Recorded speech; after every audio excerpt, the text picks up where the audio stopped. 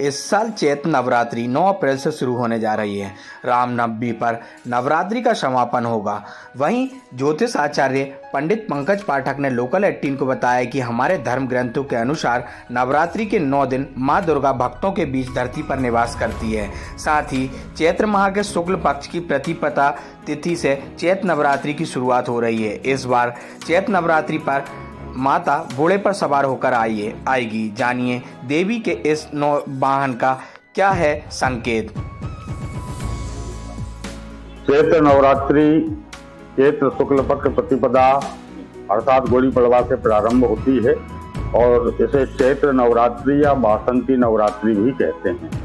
इस वर्ष यह 9 अप्रैल 2024 से प्रारंभ होगी और धार्मिक ग्रंथों के अनुसार नवरात्रि में भगवती जगदम्बिका दुर्गा अपने विभिन्न रूपों को धारण करके पृथ्वी पर भ्रमण करने आती हैं और जो साधक तो भक्त उनका पूजन पाठ अर्चना करता है उनके जीवन में सुख शांति समृद्धि को प्रदान करती हैं। यह चैत्र नवरात्रि जो है शक्ति समाराधन का महापर्व है।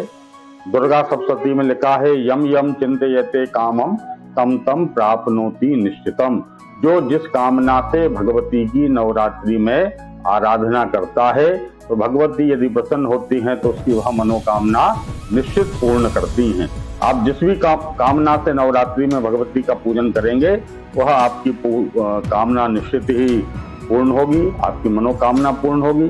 दुर्गा सप्तशती का पाठ करें, सचंडी का पाठ करें या ब्राह्मणों के द्वारा कराएं, अखंड ज्योति के द्वारा जवारे बो करके देवी अथर्व शीर्ष का पाठ करें, देवी सूक्त का पाठ करें, नवार्ण मंत्र का जाप करें और विशेष रूप से राम रक्षा स्तोत्र का पाठ भी नवरात्रि में किया जा सकता है।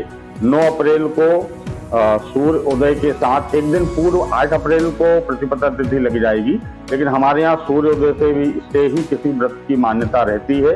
इसलिए 9 अप्रैल को सूर्य उदय के साथ प्रतिपदा तिथि को मान करके सायंकाल में लगभग 8:30 बजे तक यह तिथि उपस्थित रहेगी। इसमें आप घट स्थापना करिए। प्रातः काल का जो मुहूर्त है वो 6 बजे से लगभग 10:15 तक 4 घंटे का यह मुहूर्त है। इसमें आप घट स्थापना इत्यादि कर सकते हैं। मध्याह्न काल में अभिजीत मुहूर्त में 11:57 से 12:48 तक 51 मिनट का यह अभिजीत मुहूर्त रहेगा।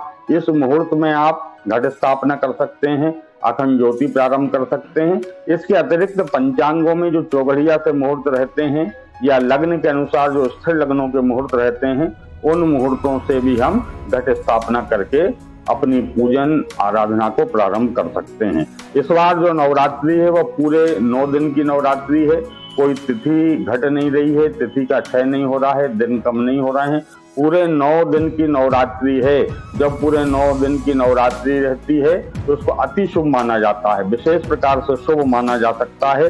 तो नवरात्रि में हम देवी की आराधना करें। देवी की आराधना करके धन लाभ होगा, संतान लाभ होगा, पुत्र लाभ होगा, सुख शांति समृद्धि की हमको प्राप्त होगी।